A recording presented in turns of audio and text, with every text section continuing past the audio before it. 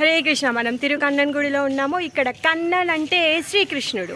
ఎవరా శ్రీకృష్ణుడు అంటే వశిష్ఠుడి యొక్క ఆరాధ్యదైనటువంటి శ్రీకృష్ణుడు అనమాట. ఇక్కడ ఏ విధంగా అయితే యశోదమ్మ వారితో దామోదర లీల ఏ విధంగా అయితే చేశారో అదే విధంగా చిన్ని కృష్ణుడు ఇక్కడ వశిష్ఠుల వారితో కూడా అదే లీలను చేశారు. వశిష్ఠుడు రామచంద్రుడు ఉన్నంతకాలం రాముణ్ణి పూజించారు. కాకపోతే తర్వాత ఆయన ఇష్టదైవమైనటువంటి చిన్ని కృష్ణుడిని ఆయన దగ్గర ఉన్నటువంటి కామధేను యొక్క నందిని ఆవుతో వచ్చినటువంటి ఆ వెన్నతో కృష్ణుడి విగ్రహాన్ని చేసి పూజించేవాళ్ళంట. ఆ వెన్న కరగకుండా ఉండేదంట ఆయన భక్తి వల్ల.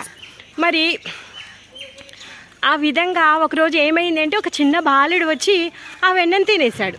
అలా తినడంతో వశిష్ఠుల వారికి కోపం వచ్చి ఆ పిల్లోడు వెనుక పరిగెత్తుతూ ఆ పిల్లోడికి పట్టుకొని ఇప్పుడు మనం చూసినటువంటి ఏదైతే పొగడ చెట్టు ఉందో ఆ చెట్టుకు కట్టేయడానికి ప్రయత్నిస్తున్నాడు అనమాట.